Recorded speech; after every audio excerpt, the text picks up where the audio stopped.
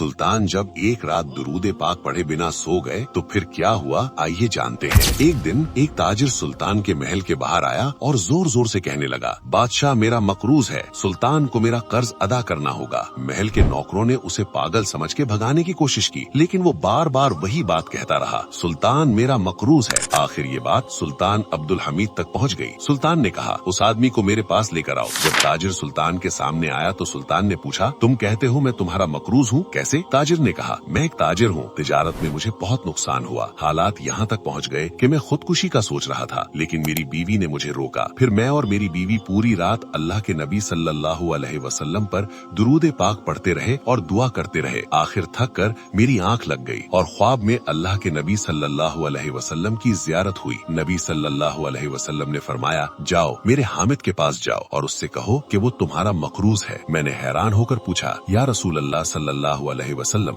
सुल्तान हामिद मेरी मदद क्यों करेगा? नबी सल्लल्लाहु अलैहि वसल्लम ने फरमाया, उससे कहना मेरा हामिद हर रात दुरूद सलाम भेज कर सोता था, लेकिन कल रात वो भूल गया। ये सुनकर सुल्तान अब्दुल हमीद रो पड़े। उन्होंने फौरन सोने के सिक्कों की एक थैली ताजिर को दे दी और पूछा, फिर नबी सल्लल्लाहु अलैहि वसल्लम ने क्या कहा? ताजिर ने कहा, उन्होंने फिर फरमाया, मेरा हामिद। सुल्तान ने उसे रोका और फिर एक और सोने की थैली दे दी। सुल्तान ने फिर पूछा, नबी सल्लल्लाहु अलैहि वसल्लम ने क्या कहा? जब ताजिर तीसरी बार कहने लगा तो वजीर ने कहा, बस करो, इतना सोना काफी है, इससे तुम्हारा कर्ज अदा हो जाएगा। ताजिर ने कहा, हाँ हो जाएगा, और वो वहाँ से चला गया। ताजिर के जाने के बाद सुल्तान अब्दुल हमीद रोने लगे और कहने लगे, कल रात वाकई मैं दुरूद पाक पढ़ना भूल गया था। फिर वजीर ने सुल्तान से कहा, मुझे डर था कि कहीं आप उसे पूरा खजाना ना दे दे। सुल्तान ने कहा, अगर वो मेरी पूरी सल्तनत भी मांग लेता तो मैं खुशी से दे देता, क्योंकि नबी सल्लल्लाहु अलैहि वसल्लम ने मुझे मेरा हामिद कहकर याद किया। अगर आप भी प्यारे नबी से मोहब्बत करते हैं तो लाइक करें।